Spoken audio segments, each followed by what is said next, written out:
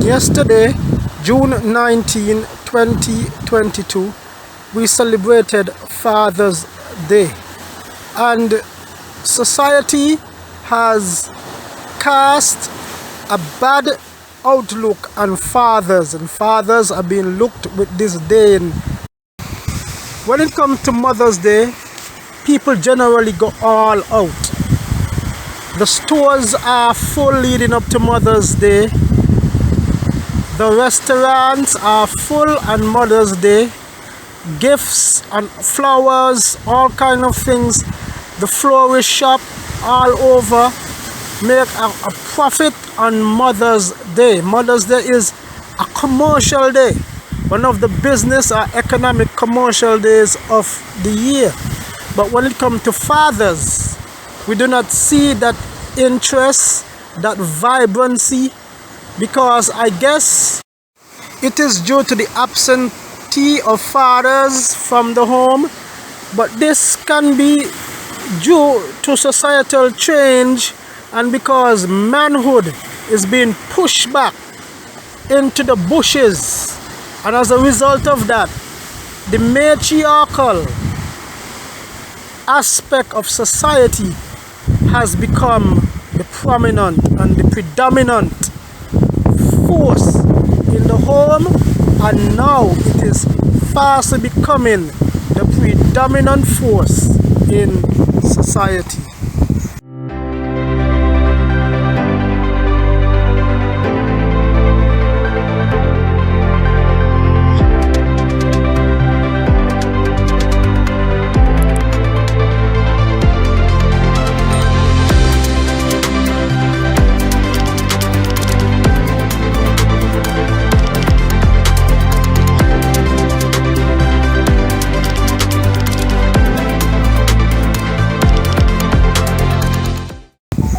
Good morning, saints, and welcome to the Dixon's Devotion with Pastor Dixon. Today we are going to be looking at Psalm 128. Psalm 128. I am here overlooking the beach at the old recreation ground under a historical tree, where part of its roots are in the cliff and the next parts are over the cliff. But yet this tree stands strong, and you can hear the waves in the background, the waves of the ocean in the background, and you can also hear the breeze as it passes by the mic. But it's cool and nice, and I've decided to come here and do our morning devotions. Now, Psalm chapter 128 is a man psalm. It's a family psalm. It's a man psalm. Now, Psalm 128 is found in a collection of the psalm known as the Psalm of Degree. The Psalms of Degree. Now, these psalms got the name Psalms of Degree from, I guess the backdrop is from King Hezekiah. Now, when we look at Isaiah chapter 38, the Bible gives a story after, remember, when Jerusalem was besieged by Assyria, and God delivered the city with a great deliverance. And there, after that, Hezekiah took sick. He took ill, and Hezekiah took ill, and he was a great king, one of the you could say great king of Judah, the southern tribe. And during his sickness he prayed unto the Lord, and Hezekiah reign was in the time of Isaiah. You can also see this in 2 Chronicles chapter 32 also. But Hezekiah, Isaiah chapter 38 give you the full story and the full backdrop. Hezekiah got sick, and in his sickness he prayed unto the Lord. And his prayer, you can see it right there in Isaiah chapter 38. He prayed unto the Lord, and God, as a result of that, The Bible said Hezekiah's sickness was a sickness unto death. And as a result of his sickness and his prayer, God told Isaiah to go to Hezekiah and tell him he will not die. And because of his prayer. But first of all, when Hezekiah got sick, God told Isaiah to go to him and said, set his house in order because he's gonna die. So that's why Hezekiah went to pray and beseech God. And God said, okay, Hezekiah, I'm going to spare your life and I'm going to add 15 more years onto your life. So as a result of that, Hezekiah asked for a sign to prove that what God was saying is true. And God told Isaiah that where the priests used to go up into the temple, the steps that they ascend into the temple, it also was a step where they used to tell the time. And they start to tell the time by degrees. Now, how it used to happen on the steps, when the sunlight is hit a certain portion of the step, they could tell what time it is in the day, and they could tell the degree where the sun is. That's why it's called, these steps were known as the steps of ascent or the steps of degree. So God told Hezekiah that the sundial will go back 10 degrees. In other words, God is going to reverse time 10 degrees. And so it happened. So as a result of that, these psalms were known that it is believed that Hezekiah compiled, he didn't wrote them, but he compiled them during the 15 years of life that God added unto him. Each psalm, 15 of the psalm, each psalm represent 1 year of the life of Hezekiah. Now that is why they call them the Psalm of degree, or the Psalm of Ascent. Now, as I said, the Psalm of Ascent, these same step are the sundial, where the sun used to, they call it the steps or the sundial. These same steps, the priests used to go up into the temple. When they got to the temple, they ascend these steps. This is why I call the Psalms of Ascent. And these are the psalms that they will sing as they go into the temple. These 15 psalms, the Psalm of Ascent, another name is the Psalm of Degree. And it is believed that Hezekiah compiled them. As such, Psalm 128 is part of the collections of this psalm that is known Psalm of Degree. As such, this psalm is what you call a family psalm. And the psalm is divided into two main parts. From verse 1 to verse 4 deal with the blessed man, and from verse 5 to the end deals with the blessed land. From verse 1 to verse 4 deal with the blessed man, and from verse 5 to the end deals with the blessed land. But before we go into the rest of the passage, if you like the content on our YouTube channel, please remember to subscribe and like, leave a comment and tell a friend about our YouTube channel and the blessings that you have been receiving from listening to these devotions. With that said, let us get back into the word. As I said, Psalm chapter 128 is a man's psalm, or you could say a father's psalm. And we're going to see the correlation between the blessed man and the blessed land.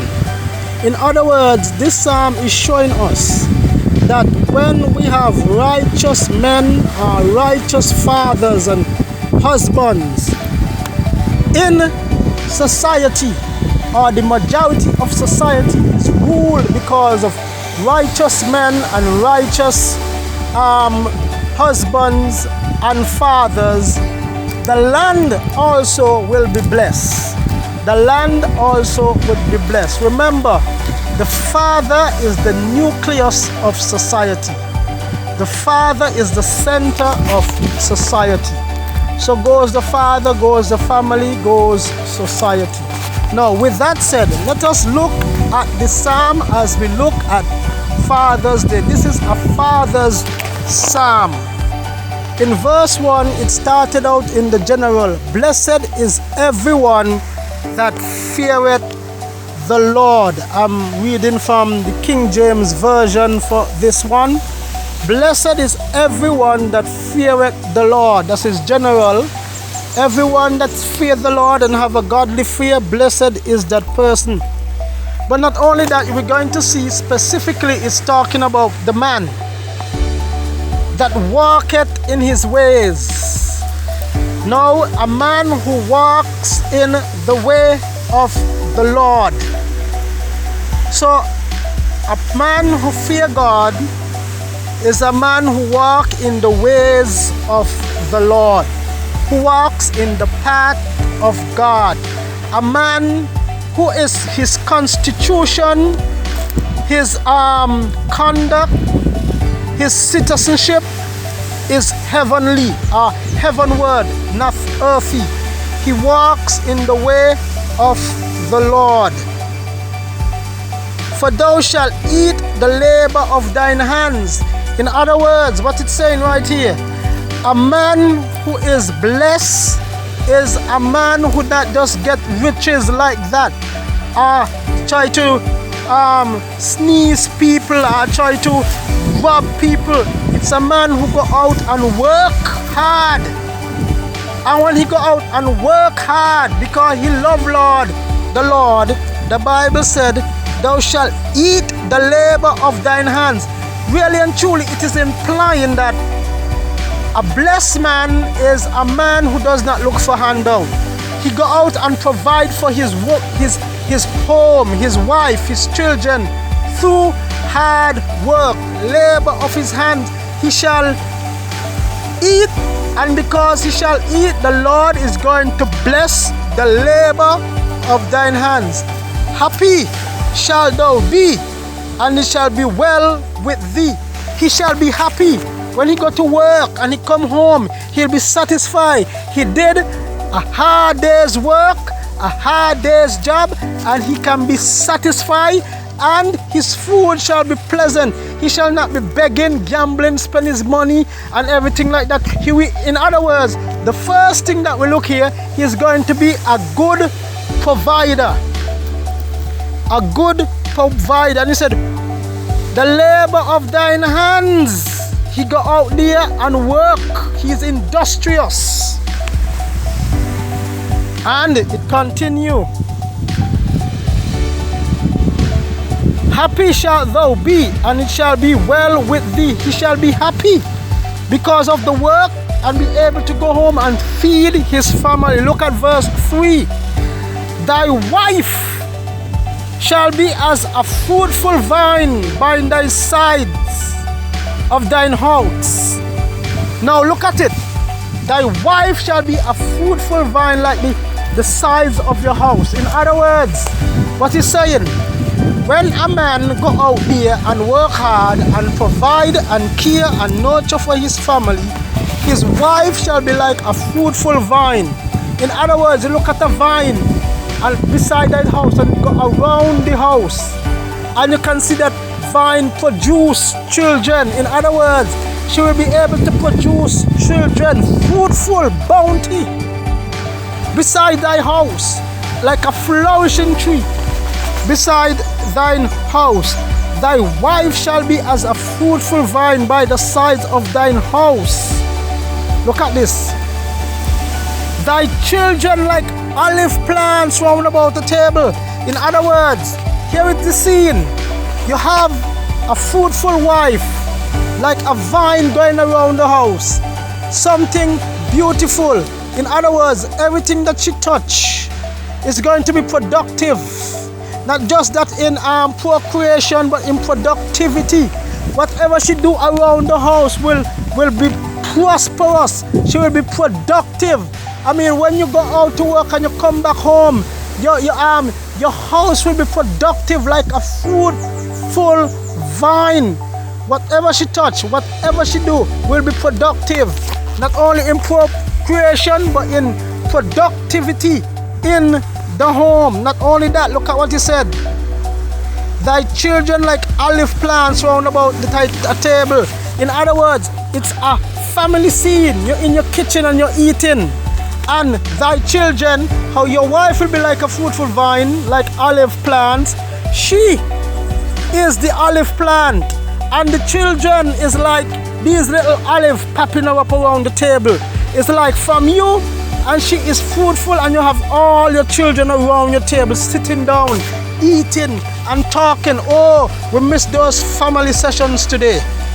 Children in their own room, in the bedroom, we don't have family talks. Everything is on, everybody speak now through chats and all these social medias that we have. It is said that when people go in the home, they don't verbally talk. The children up in the bedroom, the husband in the living room watching TV, the wife in her kitchen or up in her bedroom, and all of them talking, chatting to one another on the phone, and then in the same house. But here it is, the whole family scene. They're around the table where they discuss family matters, where spiritual instruction is being given, where life instruction is being given as they eat, and where, and the Bible said, you could look at the scene, you have the father and the wife is like a fruitful vine, like an olive plant, and the children, them are like the olives going around that table. A beautiful scene here, imagery. And olives, olive plant is a healing. It represents strength. A fruitful vine represents health. Healthy children. Children around the table. The man who fears the Lord, he's going to be a provider. Not only he's going to be a provider, but he's going to be a homemaker. He's going to have a wife who is going to be productive, a beautiful homemaker, and he's going to be a man of the home, not a man of the streets. That when he come home, he eats something and he go and learn with the boys. This is a man who is in his home with his family. Thy children shall be like olive plants round about the table. And I said, when we think about olive plants are healthy and productive. One of the most healthiest and productive plants that we have. And strength. Behold, that thus shall the man be blessed that feareth the Lord. And he said, behold, that man who fear the Lord, he shall be blessed. Blessed at work. He's going to have good work ethic in his deal with his social or economic life, in his work life. What people can say about you on the job. The next one, not only in his work life, but the next one is going to be in his domestic life. You see that? And then, first of all, let me go back. The first is his spiritual life. The man who fears the Lord spiritually. Next thing, his industry, his social life, his economic life. A man who is a hard worker, he's known in the workplace. And the next one, his domestic life, his home. So these three areas, spiritual, social, and domestic life, he will be blessed everywhere he goes. That man will be blessed. As he said, behold, that thus shall the man be blessed that fear the Lord. And here now, not only that, as a result of his spiritual life, his socio-economic life, his domestic life, but look at it, his national life. His impact will be national. Not only that, a man who fears the Lord will have an impact on society for the good and for the welfare of that nation, to help build the nation. Men who fear the Lord add to society. They don't take away. They help build strong society, strong communities, strong homes, strong community, strong churches. And because of that, look at what he said in verse 5. We know his national impact.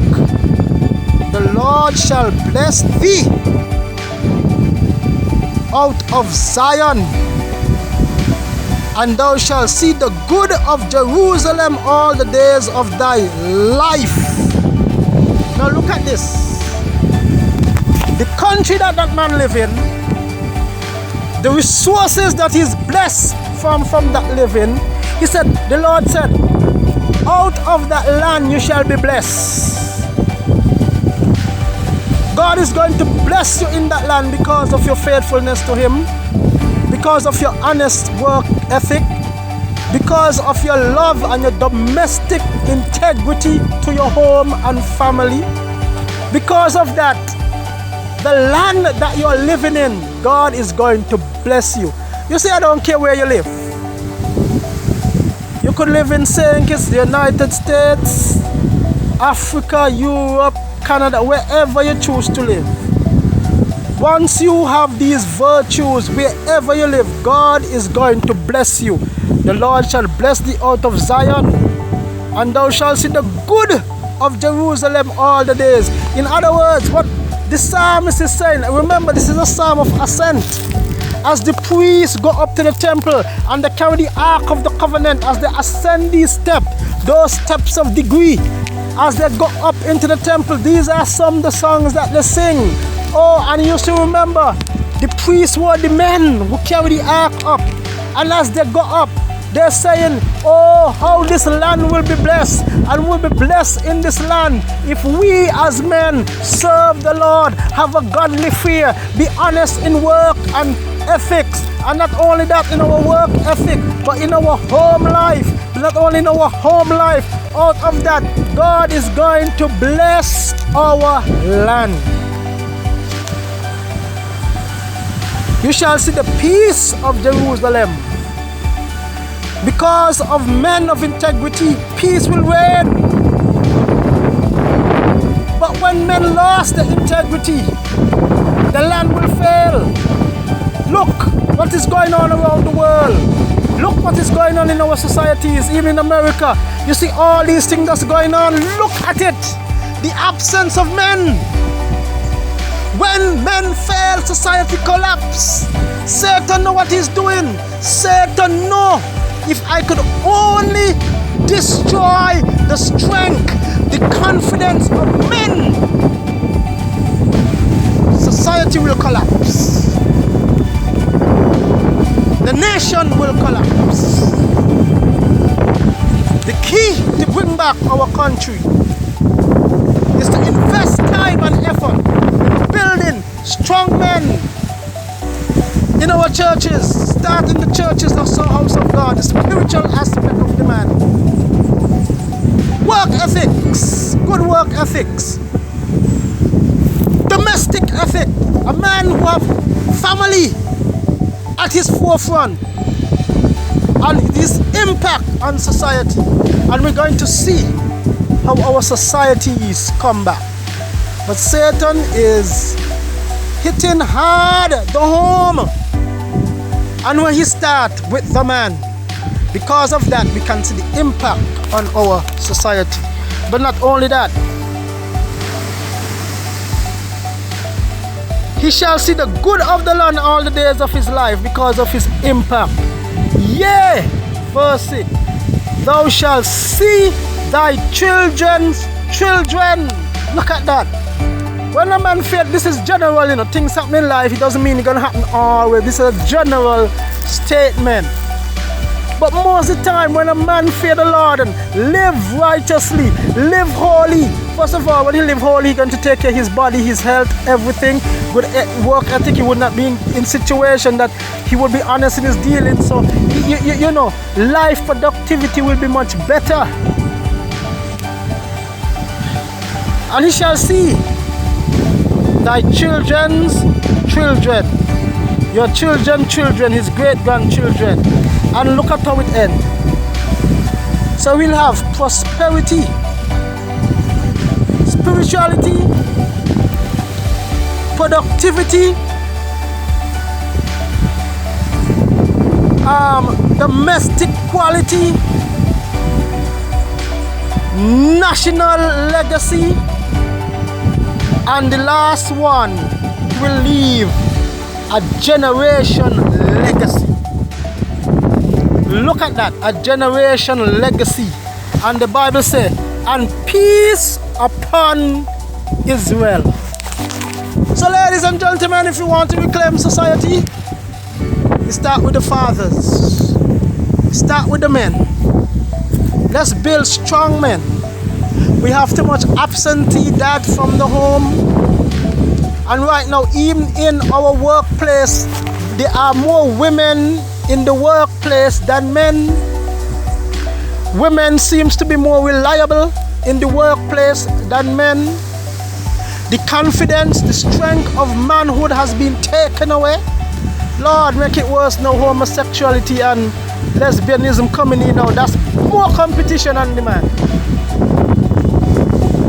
If we want to pull back society, all these laws and policies and legislature that they're trying to pass, one law, strengthen men and fathers. You will see how our society change. But first, it starts with men knowing God. Men who fear God. We need some men who have first a vertical relationship, and when they have a vertical relationship, the horizontal will take care of itself. Saints, I pray that most fathers enjoyed the Father's Day and yesterday, and happy belated Father's Day to you. And I pray that we'll see, as we look at this psalm, the importance of fathers and men in society. Fathers and men who fear the Lord. Saints, have a wonderful day, and may the Lord's blessings be with you.